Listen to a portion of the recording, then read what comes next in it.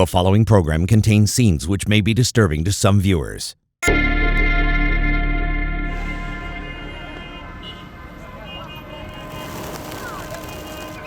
Honestly, I considered myself a witness to history in the making, to something really important in Syria. He was just 24, a government clerk, but he knew some of a brutal regime's most brutal secrets. In February 2012, as forces loyal to Syria's Bashar al Assad attacked pro-democracy demonstrators and the country careened towards civil war, the clerk made a fateful decision to take those secrets and run.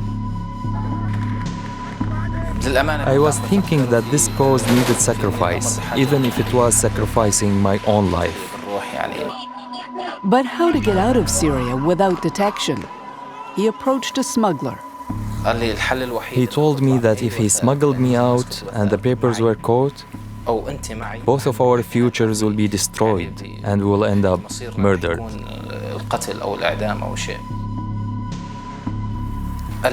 The solution he suggested was to tape the documents to my body. So we taped all the documents to my legs, arms, back, stomach, everything. Hundreds of documents taped to every available piece of skin. Evidence of how a dictator turned on his own people.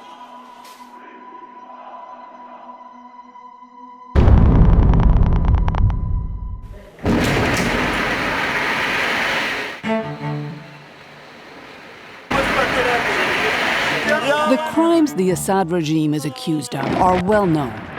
The bombs, the chemical attacks, the terror that forced so many Syrians to flee. But tonight, we're going to tell you a different story about these people. The tens of thousands of Syrians who, since 2011, have disappeared into Assad's prisons and detention centers.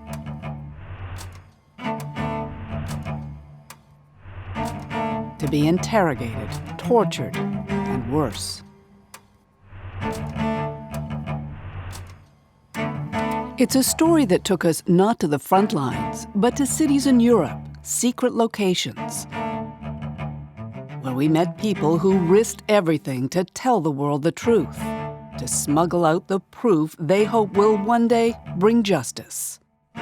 Some of them will be sharing details of their stories on TV for the first time.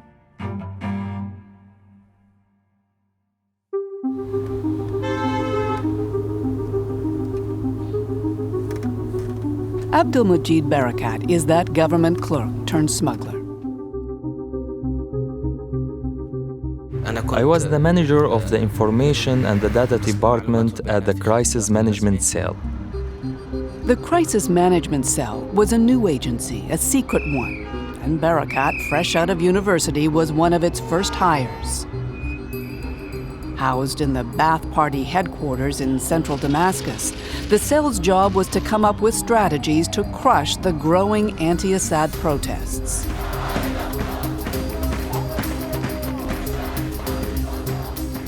Barakat's job, this was his office, was to compile statistics from around the country. The files will describe the general situation in Syria, the number of the protests, the number of protesters, were any people killed, were any people imprisoned, etc. Each day, he would produce a report, including the cell's recommendations for action. Each night, a driver would deliver that report to the presidential palace 20 minutes away. Bashar al Assad would sign the documents personally and quickly, and then it would be sent back to the Ba'ath headquarters. Assad would add some decisions, or he would remove some decisions. According to Barakat, there wasn't a decision made the president didn't know about. Except for one thing, nobody knew. The clerk was, in fact, a mole. Before sending the documents to the palace, Barakat would copy them and share them with friends in the opposition. The urgent documents I would take quickly to the washroom and take pictures of them. Then I would send them right away to my activists' friends who are in or outside of Syria. It was when his bosses started getting suspicious that he decided to run, scooping up as many documents as he could, taping them to his body. I expected to be arrested at any moment. As he reached Syria's border with Turkey, he prayed the guard wouldn't search him. He did. If he had felt my heart beating, he would have known something wasn't right. Maybe the guard wasn't vigilant. Maybe he didn't care. In the end, the clerk was waved through, his secret safe. The question then became what to do with the documents.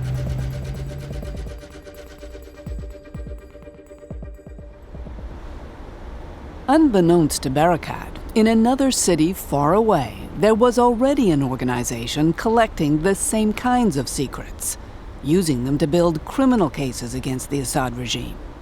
It's an organization funded in large part by Canada. It's called CIJA, the Commission for International Justice and Accountability, and we've traveled to Europe to meet them. We can't tell you what city, not even what country. That's how concerned they are for their safety. Bill Wiley is the Canadian legal expert who founded CIJA. All these years after the war in Syria started, there's a lot of groups out there attempting to gather evidence against the regime, whether it be video evidence or witness evidence. You focus on documents. Why? Well, far and away the best form of evidence that you can have is documentation generated by the perpetrating institutions. This is the way that the cases were built against the Nazis at Nuremberg. The first witness to testify at the Nuremberg trial was in fact the chief archivist, who had been responsible for gathering up, organizing the materials generated by the Nazis themselves and using it for the prosecutions of the Nazis. Wiley's experience doesn't go back that far, but he has prosecuted war crimes in Rwanda, Congo, and the former Yugoslavia. The difference between success and failure, he says, is often what CIJA has been accumulating here. Government files, tons of them, created by the Syrian regime itself, under lock and key, until the day they can be used against the regime in a courtroom. There's three categories of material that are of interest to us. Political, so Ba'ath Party, Assad's political party. Military, and security intelligence materials. That's what we extract. The fact they do it in the middle of one of the deadliest conflicts in recent history is remarkable. CIJA never knows when or how the next cash will arrive. Documents come in shopping bags, in plastic bags, wrapped and tied, and then wrapped and tied again. Sometimes in banana boxes with rope and tape around them. Suitcases and duffel bags as well. This is how it works. Hello. Hello. Chris. How are y'all doing? Fine, thank you. Chris Engels oversees the dangerous work of getting the documents out. Today, he's talking by secure line to a team on the ground in Syria. We've disguised their voices to protect them. A lull in the fighting has created an opportunity, access to abandoned government offices, and a treasure trove of paper. So it's in a safe place right now, but it's still like within dangerous areas. So we are like taking it slowly, and Our team is constantly monitoring that situation and is on the ground and close by. Once a position has been abandoned by the regime, then that gives the space to go in and collect documentation. It's incredibly important that they do it immediately because it's anybody's guess how long those documents will be available. But the time frame we have, I think we will be able to finish the mission successfully. Okay, then just let me know, but it all sounds great right now.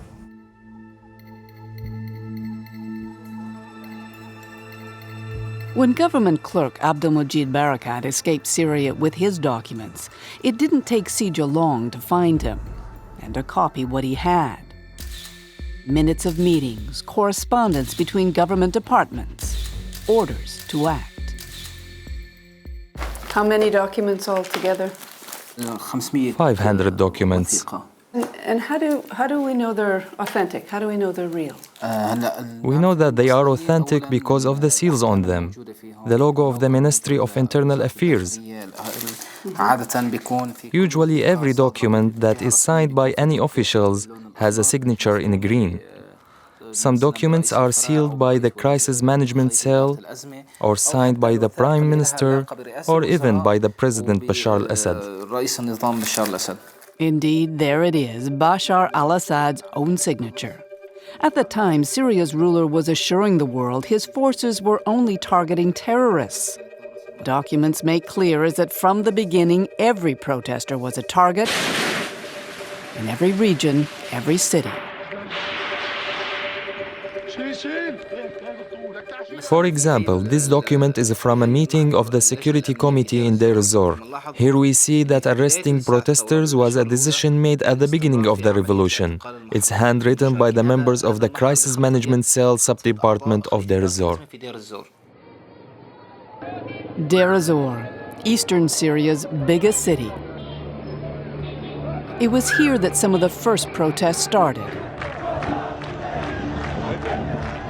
and were violently crushed. Thousands would disappear from Deir ez-Zor and other cities, silenced forever. But one man would make it back to tell what happened. His story when we return. طلعوني برا قالوا لي تنسى اسمك مازن الحمادة انت رقمك 1858.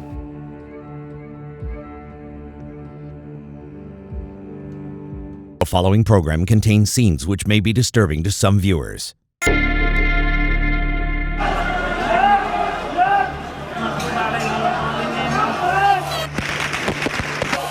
More than 6 years after peaceful protests turned deadly, the numbers still shock. 500,000 Syrians dead. 5 million forced to flee. And then there are those no one knows what happened to. More than 100,000 Syrians, many detained by government intelligence and security forces. People who dared to demonstrate, to speak out, or were related to those who did. Among the missing, children.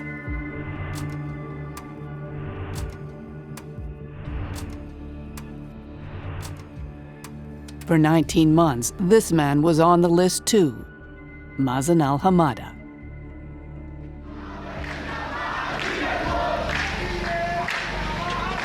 It was spring 2011, the Arab Spring.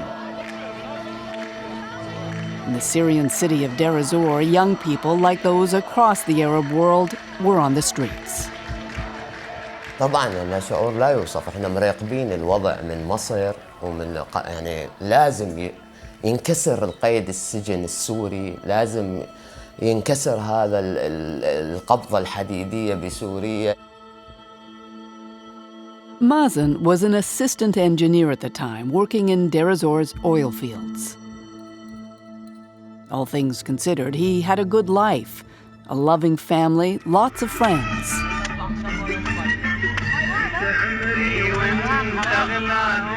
What he didn't have, he says, was freedom. So when the uprising started, Mazen was at the front with his camera, filming what he believed was change. It wasn't. Tanks were sent into Deir ez-Zor, arrest lists compiled. Those leading the protests knew they'd be the most wanted.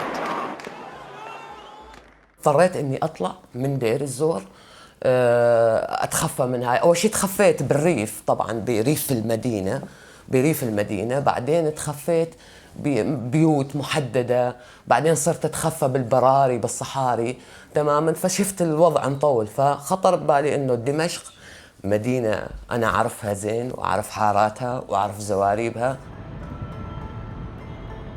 Damascus seemed safer for a while.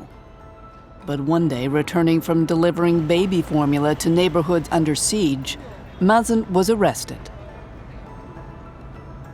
بس علينا الأمن، حط لنا ما نشوف إلا تشدرنا بالقمصان وكلبشنا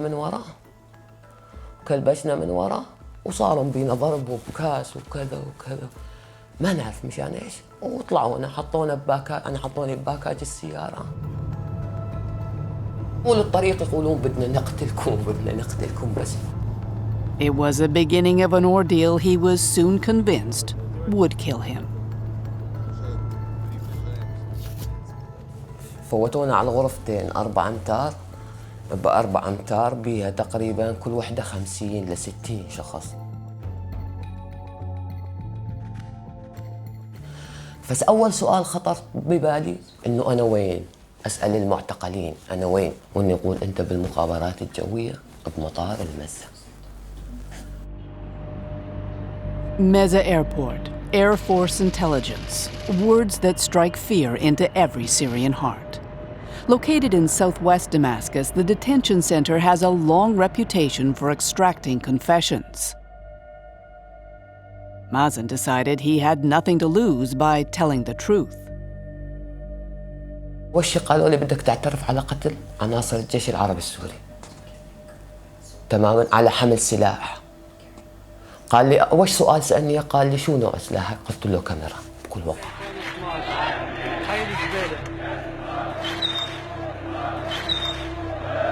قال شو سلاح؟ قلت له بس كاميرا، ما اعترفت غيره. قلت له كاميرا، كنت أصور، كنت عم أقول حقيقة تماما.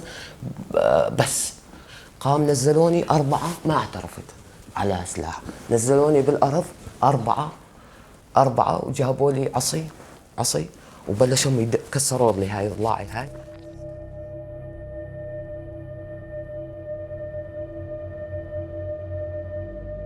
بعدين قلت له ما شلته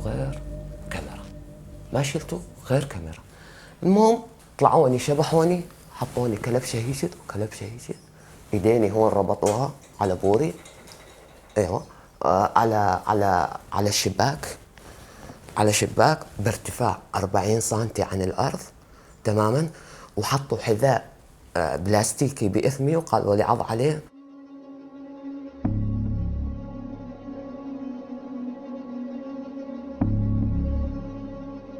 الكلبشات تحسينها تريد تقطع لك ايدينك تماما، على كل ما تضب، لانه هون انت ما انت ساندة رجلينك على الارض، يجون يضربوني على بطني كاس بوكس هون. المهم نزلوني قال لي شو نوع السلاح تبعك؟ قلت له والله يا سيدي ما شلت سلاح. وانه يقول ماشي، ما راح تعترف، راح اخليك تعترف.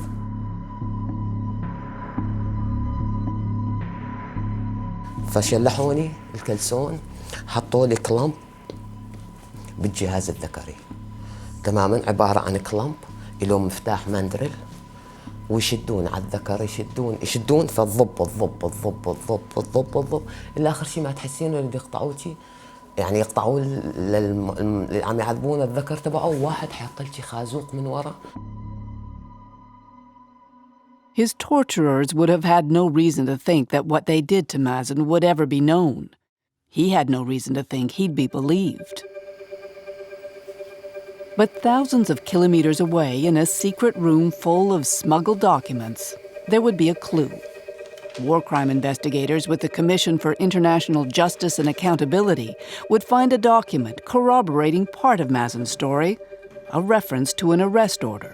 His name appears in what is in fact a document or a correspondence log for a security intelligence office in Deir Zor. You see here Mazen's full name. We have a date, which is January 2012. According to CJ's Bill Wiley, that kind of link is legally significant, not just against local authorities in Deir Zor, but right up the chain of command. It all stems from an even more important document he showed us, issued 5 months before Mazen's arrest. It's issued by the National Security Bureau, but at the heading it refers here to a meeting of the Central Crisis Management Cell on the 5th of August 2011, which sets out for the first time a coherent national policy with respect to who should be arrested and how the investigations should be undertaken at every level of command within Syria. So you're able to draw a direct line between this order in August 2011 and the detentions of the people in all regions, but including Deir ez-Zor. But if you want to understand the arrest and mistreatment of Mazen in detention, it starts with this order.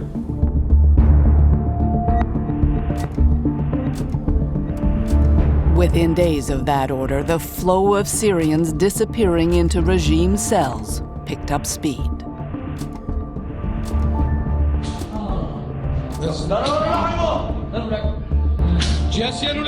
Videos smuggled out and shared on the internet give a gruesome taste of the kinds of things that happen next.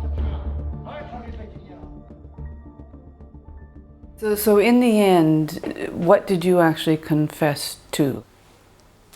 على كل شيء مثل ما يريدون هم مثل ما بدهم الدولة فهمت شلون؟ Including that he'd carried weapons, a death sentence for sure. As he waited for the courts to formalize the charge, Mazen started vomiting blood, and his captors prepared to move him again. طلعوني برا قالوا لي تنسى اسمك مازن الحمادة أنت رقمك 1858.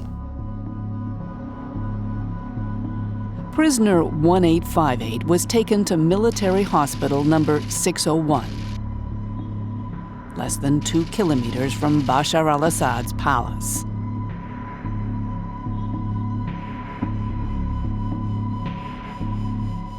By 2012, 601 wasn't a hospital anymore. Mazen discovered that to what had happened to at least some of those who disappeared when he was taken to the hospital's bathroom.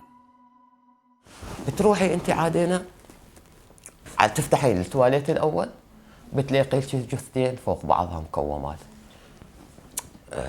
يعني حالة ردة الفعل انه لسه ما يعني انه معقولة يجوز انا احلم افرك عيوني اطلع والله الجثث هذا الطايرة عينه وهذا الكذا اسكر الباب من يعني 50% رعبة يعني 50% لسه يعني ما اكتملت الرعبة كاملة بفتح التواليت الثاني كمان جثث فوق بعضها إيه والله مزبوط الكلام معناته أرجع هيك أطلع على يساري كمان في جثة تحت المغسلة تبع طفل صغير هنا أحس حالي إني بلشت أضيع عقلي أجن أبلش أفقد الأحاسيس. Somehow, Mazen survived Hospital 601. Even more unexplainable is what happened when he got to court. Despite his confessions, the judge decided that after 19 months, Mazen had done enough jail time and ordered him released. He returned to his home in Deir ez-Zor, but by now the region was under ISIS control, his family and friends dead or dispersed.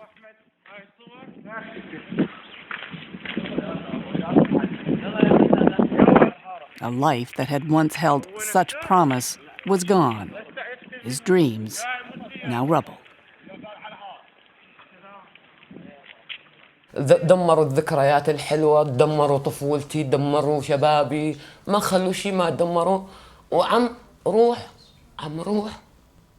روح اشتغل مشان انه انسان عندي كرامتي وعندي مبدئي، عندنا قيمنا اخلاقنا، احنا مانا مثل ما عم يوصفنا الاسد او كذا، احنا كنا متعلمين، درسنا بالجامعات، درسنا بكل شيء، قتلنا كلياتنا، ما خلى شيء منا، ما خلى شيء على ان ما عم نعاود نوضح للعالم إنه إحنا بشر إنسان بس لا أكثر ولا أقل.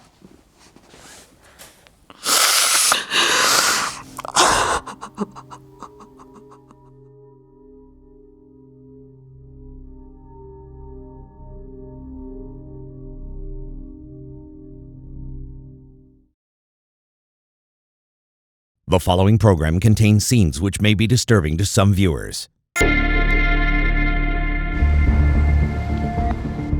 For decades, one of the signatures of the Assad regime, Bashar and his father before him, has been a vast network of prisons and detention centers, places where torture is rumored routine.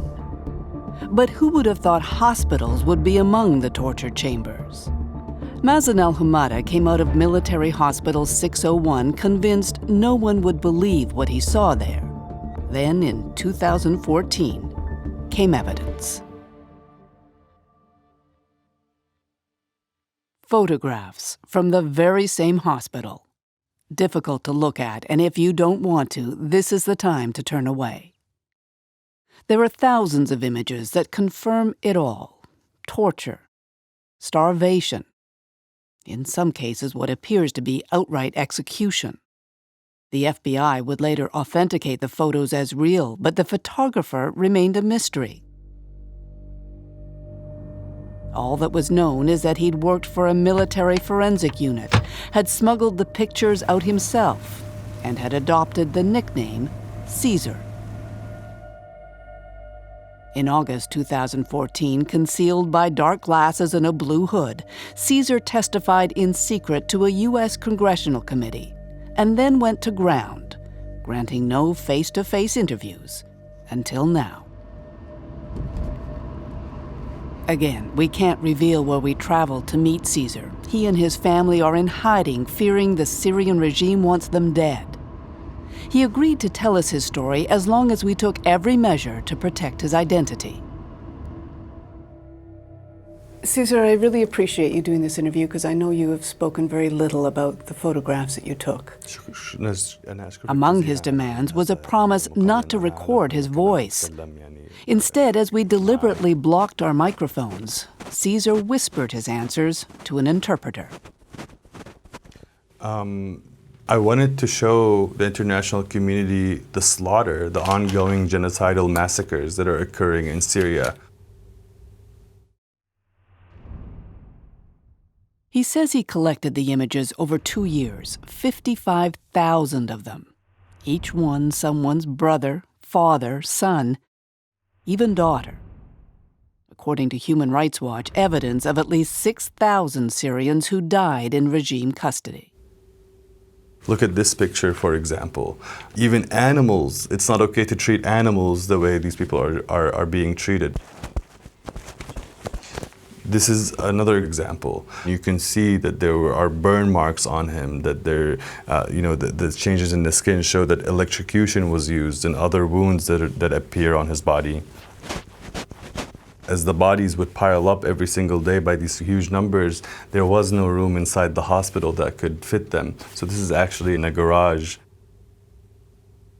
You also saw young people. Yeah, absolutely. I saw children. And look at this child, for example. What did this child do? He is barely 15 or 16 years old at most. What does he know about politics? If anything, he may have joined a single protest where they were calling for equal rights. But this child, among others, were taken and starved to death or tortured to death for no reason at all. But why would the military allow the photos to be taken? Surely the regime must have known that this at one point could be used as evidence against it, as proof of the terrible things that they had done to people. The officers in the regime, soldiers, etc., needed to prove to their higher commands that they were actually fulfilling the orders of killing and torturing civilians in these horrific ways, and to show their superiors that they were doing what they were told to do.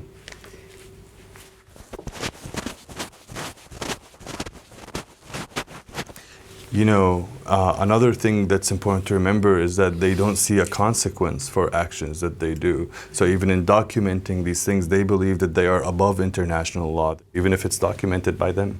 Yeah. It is hard enough to look at these photographs as photographs. What was it like for you to be on the other side of the camera, seeing this every day? It's hard to describe. Me and my colleagues, we would stand every day and be in total shock of what we were seeing. But at the same time, it also built a lot of fear in us. This could have been, and could be at any point, our families, our own children, our own loved ones. When the torture victims started arriving at Hospital 601, Caesar's instinct was to flee. But then he realized he was a witness, his camera a powerful tool. He committed to stay as long as he could and to copy as many pictures as he could.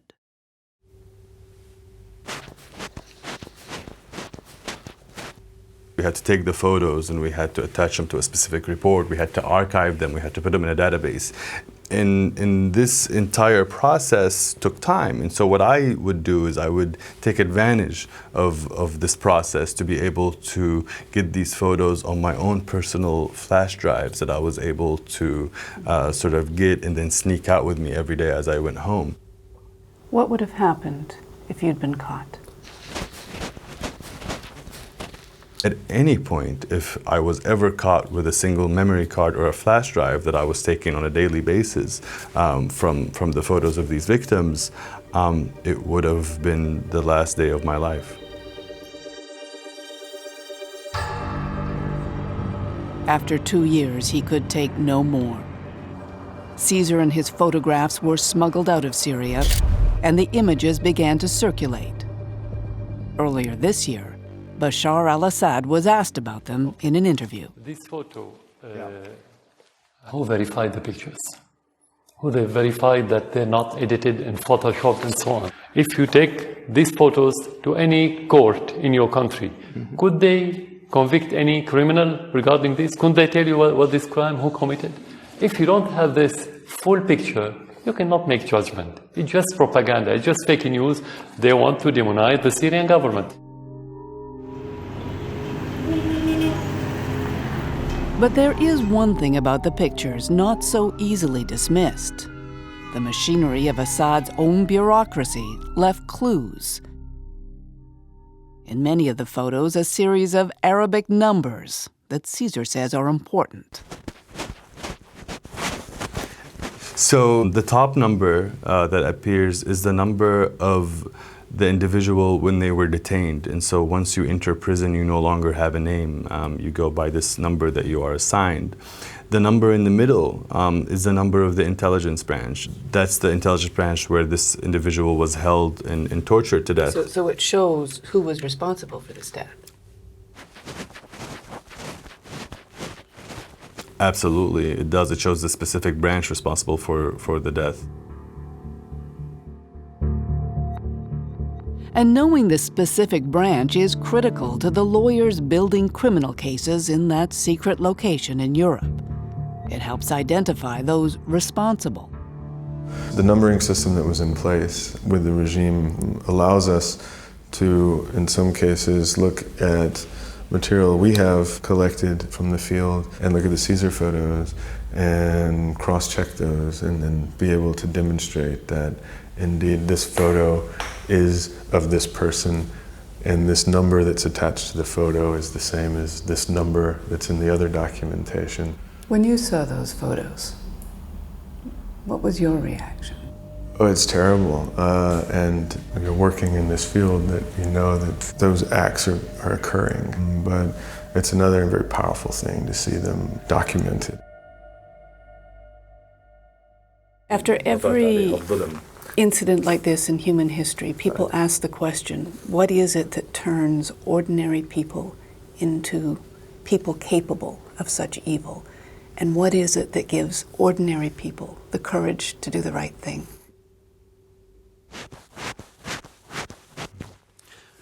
I don't really know the answer, but I can tell you that what these people in these photographs, what they have done, their bravery in coming out into these first protests against a horrendous regime who we all knew were capable of doing terrible things.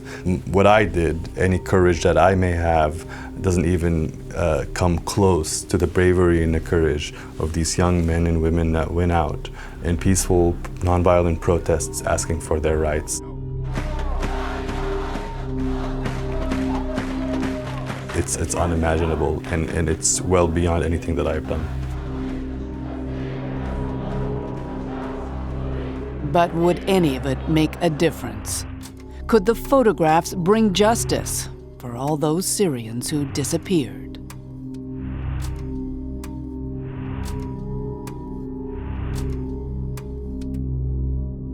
When we come back. We've got 8 or 9 prosecution case files ready, which go to the highest reaches of the Syrian regime, including the president, Mr. Assad.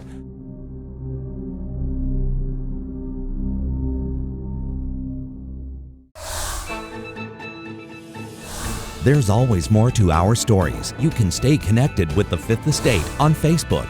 Get the latest on upcoming shows and special video features.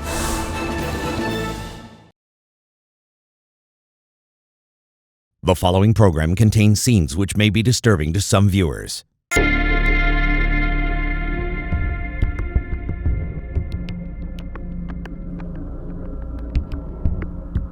Since 2013, when they were smuggled out of Syria, the Caesar photos have been seen around the world, forcing the world to ask what so many Syrians have been asking for years. Do you get it now?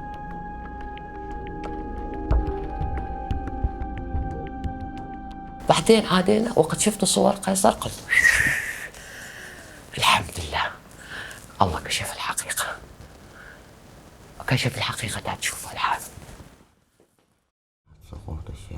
Beyond their political value, the photos were important for another reason. Syrians everywhere combed image after image, looking for anyone they knew. Mazen found relatives, including a cousin. كانت تساعد الناس بحليب عمل إنساني. طالبة جامعة من سكان دمشق كمان قتلوها اسمها رحاب كمان يعني قتلوها وهاي من ضمن صور قيصر يعني.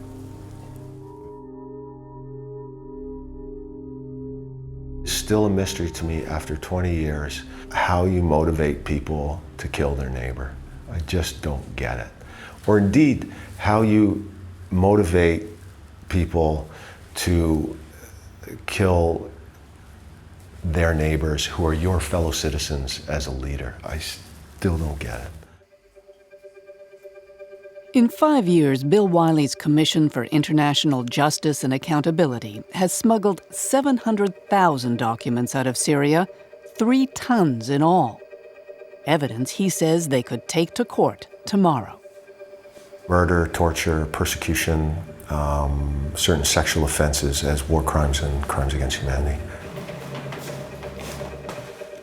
We've got 8 or 9 prosecution case files ready, which go to the highest reaches of the Syrian regime, including the president, Mr. Assad. All we need now is a court and a public prosecutor to take over these files and proceed.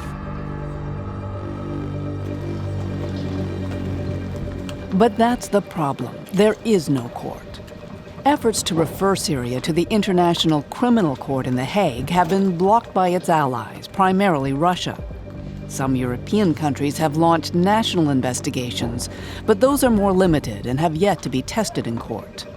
The truth is, after all the destruction and the terror and the death, Bashar al Assad is more securely in power than ever, leaving the truth smugglers who risked everything to help the world confront him, wondering why. We were hoping that these documents would condemn the regime directly, and we were expecting that the international community was waiting for evidence to confirm that the Syrian regime is indeed a criminal one. Today, Abdel-Majid lives as a refugee in Turkey. He keeps the documents he smuggled out in a safety deposit box, hoping they'll be useful someday. Unfortunately, justice is connected to politics in Syria, and until now there is no real political will to solve the Syrian crisis.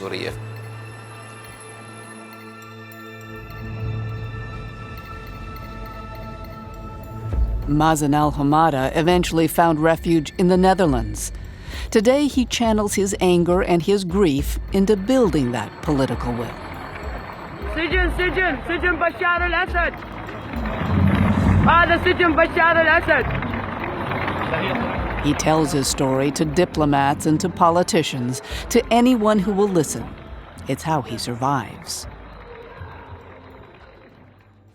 أوقات يسألوني كثير إنه شلون تحملت هيك؟ إن أنا أضطر هسه أروح أشتغل مشان ما أرجع للوراء ويصيبني اكتئاب أو شيء، لكن أنا بروح بضمن القوانين. لشوف هاي القوانين راح تساعدني، راح تساعد أهلي، شعبي، ناسي، ضمن القوانين تماما اللي هم الدول هاي حطتها لمحاسبة هذول المجرمين والقتلة. As for the man they call Caesar, he knows his photos horrify people. He'd hoped that would be enough. He decided to talk with us, he says, to send the world a message. It's still not too late. To be honest with you, it's been depressing to see this sort of disappointing lack of action by the international community as they view this evidence of war crimes. What does that say to you about the world? I'm pleading with the international community that thousands and thousands and thousands more remain in Assad jails, facing the same fate that the people in my photographs have faced. And it is our responsibility to save the rest. We couldn't save these individuals, but we must do everything we can to ensure that the rest of the people that sit in Assad jails do not face the same horrible fate.